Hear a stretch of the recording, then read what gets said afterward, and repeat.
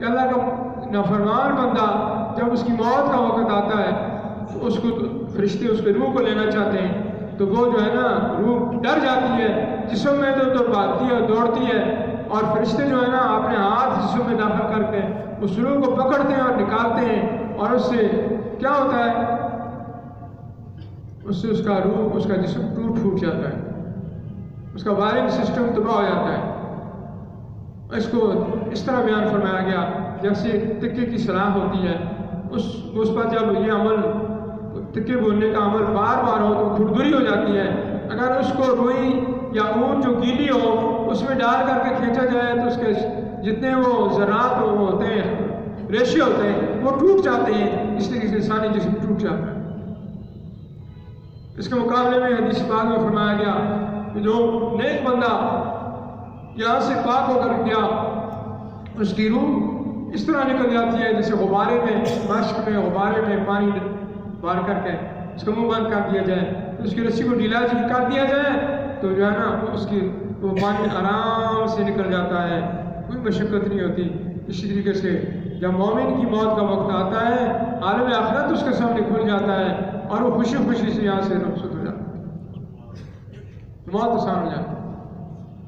موت کے بعد قبر کا مرحلہ آتا ہے تو جس آدمی نے تزکیہ نہیں، جس کا تزکیہ نہیں ہوا، اب واقعہ ہوگا تو بڑا مشکل مرحلہ پیش آئے گا۔ پہلی بات تو یہ ضرورت ہے قبر میں اس کو دبایا جائے گا اور اس کی پسلیاں ایک دوسرے کے اندر گھس جائیں، اور اس کے بعد پھر پتہ نہیں کیا کیا مصیبتیں اس پر ہوں گی۔ حضرت مولانا محمد امیر بجلی گار رحمۃ اللہ علیہ کے بیان میں یہ بات سنی گئی، فرماتے تھے کہ ایک بندہ جو دنیا اعتبار سے سرکردہ بندہ تھا، کوئی نمایاں بندہ تھا، اس کی قبر کشائی تھی، مجھے بلایا گیا۔ جب قبر کھولی گئی تو اس کی قبر بچھوؤں سے بھری ہوئی تھی۔ فرمانے لگے میں تو اتنا خوفزدہ ہوا کہ میری سواری بھی ادھر رہ گئی اور میں تو وہاں سے بھاگ کر کے گھر پہنچا۔ اور فرماتے تھے حضرت بابا عبدالرحمن احمد رحمۃ اللہ علیہ کی جب قبر کشائی ہوئی تو میں حضرت کی اس موقع پر حاضر تھا، تو میں حضرت کی قبر میں داخل ہوا۔ حضرت آرام سے لیٹے ہوئے تھے، میں نے حضرت کے چہرہ مبارک سے کفن اس طرف کیا، ادھر ادھر کیا۔ 400-500 سال پہلے حضرت قبر میں تشریف لے گئے، ابھی تک ان کا کفن بھی محفوظ تھا۔ فرماتے میں نے چہرے سے ادھر ادھر کفن کو کیا، چہرے پر ہاتھ پھیرا، جیسے زندہ انسان کا سالم چہرہ ہوتا ہے اسی طریقے سے تھا۔ میں نے حضرت کی داڑھی مبارک کو پکڑ کر کے ذرا تھوڑا سا حرکت دی تو معلوم ہوا کہ حضرت کی داڑھی مبارک بھی اسی طرح محفوظ ہے جیسے زندہ انسان کی داڑھی جسم پہ وابستہ ہوتی ہے۔ میں نے حضرت فرماتے ہیں کہ گل کو اگر کی ڈبے میں رکھ کر کے بند کر دیا جائے اور سال بعد اس کو کھولا جائے تو گل اسی طرح محفوظ ہوگا، اس لیے اس کے اندر خراب کرنے والی چیز کوئی نہیں ہوتی۔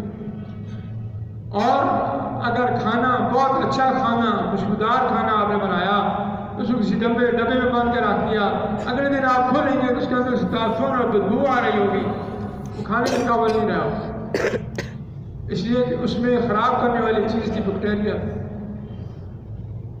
تو اسی طرح انسانی جسم میں یہ جو انسان کی بیماریاں ہوتی ہیں، روحانی بیماریاں، اگر یہ رہ جائیں انسانی ساتھ میں وہ قبر میں چلا جائے پھر تو قبر میں بڑا مسئلہ ہوگا۔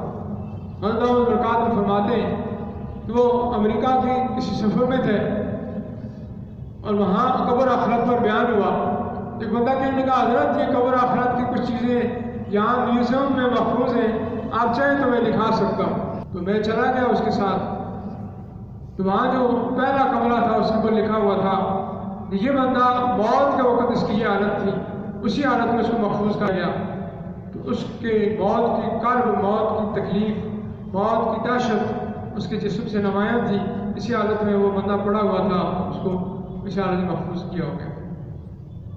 اگلے کمرے میں گئے تو وہاں لکھا تھا اتنے دنوں بعد اس بندے کو قبر سے نکالا گیا اور اس کی یہ حالت تھی اور اس حالت میں محفوظ کر لیا گیا۔ اس بندے کی حالت تھی کہ اس کی آنکھیں جو ہیں اپنی جگہ کو چھوڑ چکی تھی، وہاں غار تھے اور آنکھیں جو ہے سرخساروں پر آ گئی تھی، وہاں کیڑے لگے ہوئے تھے، اسی حالت میں اس کو محفوظ کر لیا گیا۔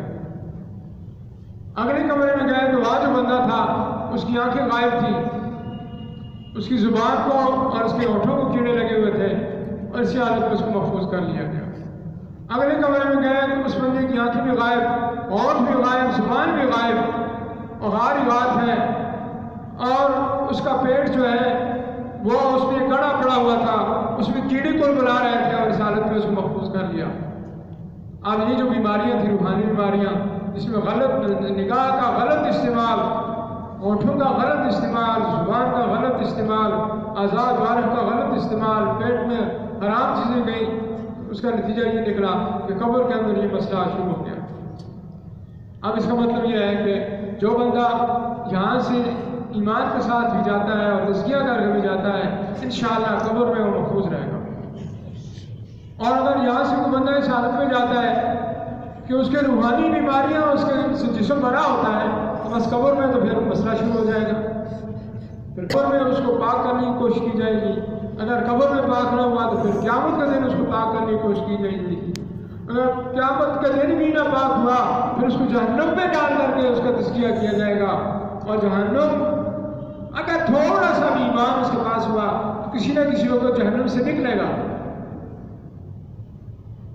ایمان کی بدولت، لیکن تزکیہ ہونے کے بعد نکلے گا۔ اب ایک صورت یہ ہے کہ انسان موت سے پہلے اپنی تیاری کر لے، موت کی تیاری کر لے، اور یہاں سے بیماریوں سے پاکیزگی حاصل کر لے، اور جب موت کا وقت آئے تو وہ سلام آئے گا، یا ایھا النفس المطمئنہ، اے اطمینان والی جان۔ اطمینان یقین کی تعالیٰ قسم۔ ابراہیم علیہ السلام کے واقعے میں آتا ہے کہ ابراہیم علیہ السلام نے عرض کیا، رب ارنی کیف تحیی الموتیٰ، میرے پروردگار آپ مجھے دکھائیں کہ مردوں کو آپ کیسے زندہ کرتے ہیں۔ تو اللہ تعالیٰ نے فرمایا فَلَمْ تُؤْمِنْ، کیا یقین نہیں ہے آپ کو؟ قال بلا، میں یقین تو نصیب ہے، وَلَٰكِنْ لِيَطْمَئِنَّ قَلْبِي، مشاہدہ کرنا چاہتا ہوں تاکہ دل کو اطمینان نصیب ہو۔ اس کا مطلب ہوا کہ یقین سے اوپر کی چیز ہے جس کو اطمینان کہا جاتا ہے، اس کو عین الیقین بھی کہا جاتا ہے۔ یقین کا 3 درجے ہوتے ہیں، علم الیقین، حق الیقین اور عین الیقین۔ یہ عین الیقین کا جو درجہ ہوتا ہے یہ اطمینان کا درجہ ہوتا ہے۔ جب انسان محنت کر لیتا ہے اور اطمینان والی زندگی نصیب ہو جاتی ہے اس کو، اللہ پاک فرماتے ہیں یا ایھا النفس المطمئنہ، اے اطمینان والی جان، ارجعی الی ربک، لوٹ جاؤ اپنے رب کی طرف، راضیۃ مرضیہ، اس حال میں کہ تم اللہ سے راضی، اللہ تم سے راضی، فادخلی فی عبادی وادخلی جنتی، پہلے میرے بندوں میں شامل ہو جاؤ، پھر میری جنت میں چلے جاؤ۔ من کان آخر کلامی لا الہ الا اللہ دخل الجنہ، جس کا آخر کلام لا الہ الا اللہ ہوگا وہ جنت میں جائے گا، لیکن اس کے لیے انسان کو محنت کرنی پڑتی ہے۔ اب محنت کا یہ ایک راستہ ہے، تو یہ راستہ ذکر کے ذریعے سے طے ہوتا ہے، اور ذکر علامت ہے محبت کی، ذکر ایک کرینہ ہے محبت کا۔ جس کو کسی سے محبت ہوتی ہے وہ اس کا تذکرہ بہت کرتا ہے، کسی بیٹے کو اپنے باپ سے محبت ہو ہر جگہ اپنے باپ کا تذکرہ کرے گا، کسی بھائی کو اپنے بھائی سے محبت ہو ہر جگہ اپنے بھائی کا ذکر کرے گا، جس کو اپنے استاد سے محبت ہوتی ہے وہ ہر جگہ اپنے استاد صاحب کا ذکر کرتا ہے، جس ورکر کو اپنے لیڈر سے محبت ہوتی ہے وہ ہر جگہ اپنے لیڈر کا ذکر کرتا ہے، جس بندے کو اللہ سے محبت ہوتی ہے وہ ہر جگہ اللہ کا ذکر کرتا ہے، اللہ کی طرف دعوت دیتا ہے، اللہ کا نام یاد کرتا ہے، اس کی زندگی اللہ کے نام کے اندر رچی بسی ہوتی ہے، اللہ کی یاد میں رچی بسی ہوتی ہے۔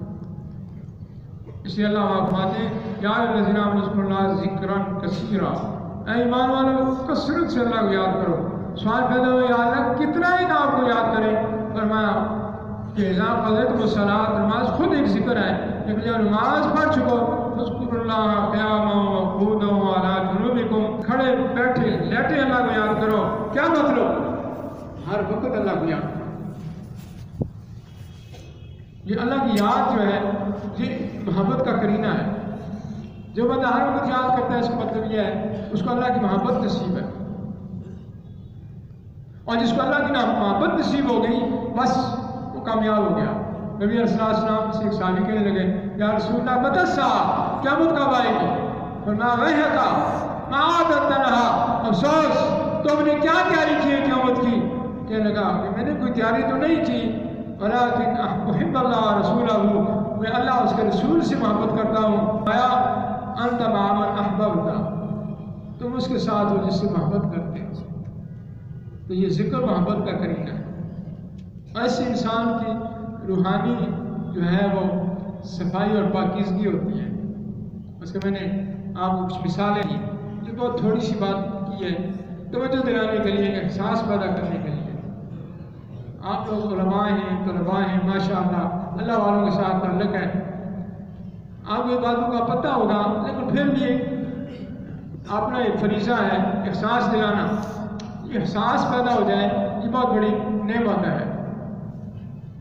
میرا دوست، جب سارے جنتی جنت میں چلے جائیں گے اور جہنمی جہنم میں رہ جائیں گے، اب کسی بندے نے جہنم سے نہیں نکلنا، اب کسی بندے نے جنت میں نہیں جانا، اس کو اللہ تعالیٰ موت کو سامنے لا کر کے اس کو بھی موت دے دیں گے، موت بھی ذبح ہو جائے گی، اور اس سے جہنمیوں کی آخری امید بھی ختم ہو جائے گی، اور جنتیوں کے لیے اب کوئی پریشانی نہیں رہے گی۔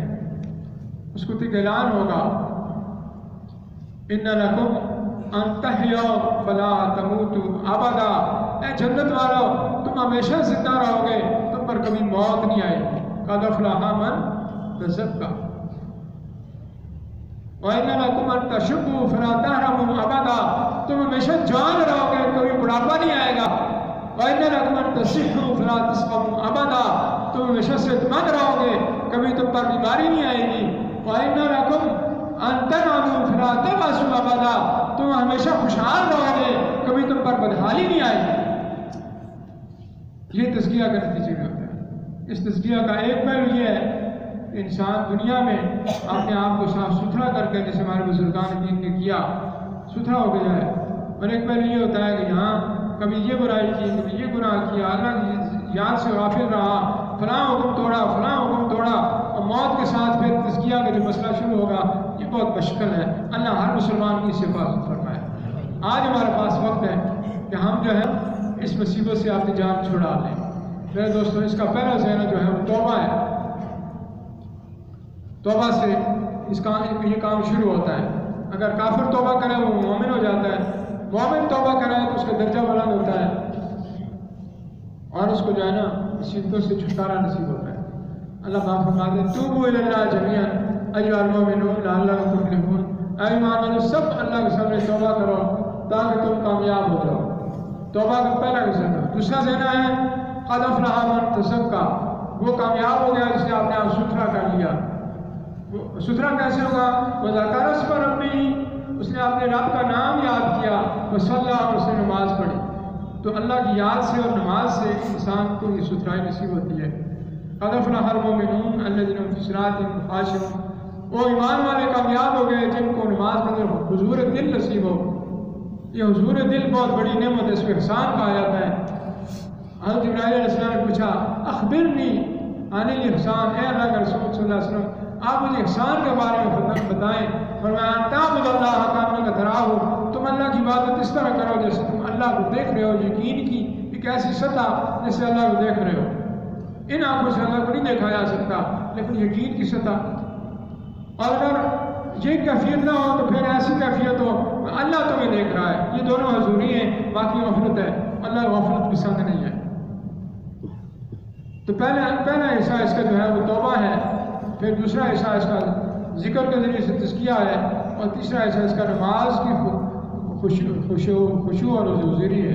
اللہ اپنے فضل سے ہم سب کو یہ نعمت نصیب فرمائیں۔ ہمارے حضرت جہاں بھی جاتے ہیں توبہ کا عمل کراتے ہیں، اس حاجز کو بھی حکم ہے کہ جہاں جاؤ توبہ کا عمل کراؤ۔ آپ اچھے مسلمان ہیں الحمدللہ، مجھ سے تو سارے ہی اچھے ہیں، لیکن ایک بندگی کا تقاضا ہے۔ اللہ کے نبی صلی اللہ علیہ وسلم نے فرمایا توبوا الی اللہ جمیعا ایھا المؤمنون، اے ایمان والو سب اللہ کے سامنے توبہ کرو۔ توبوا یا ایھا الناس توبوا الی اللہ، اے لوگوں اللہ کے سامنے توبہ کرو۔ اور پھر فرمایا کہ میں پیغمبر ہوتے ہوئے، اللہ کا پیغمبر ہوتے ہوئے، فانی اتوب الی اللہ فی یوم مرہ، دن میں 100 بار اللہ کے سامنے توبہ کرتا ہوں۔ اللہ پاک فرماتے ہیں توبوا الی اللہ جمیعا ایھا المؤمنون لعلکم تفلحون، اے ایمان والو اللہ کے سامنے توبہ کرو تاکہ تم کامیاب ہو جاؤ۔ اور نبی اللہ پاک نے فرمایا یا ایھا الذین آمنوا توبوا الی اللہ توبۃ نصوحا، اے ایمان والو اللہ کے سامنے خالص توبہ کرو۔ حدیث میں آتا ہے انما الاعمال بالنیات، جیسی نیت ایسا عمل. تو توبہ کی نیت سے کچھ کلمات میرے ساتھ مل کر پڑھ لیں. اللہ ہو سکتا ہے اس روحانی مرکز کے علمی مرکز کے اندر آج اللہ پاک پر مہربانی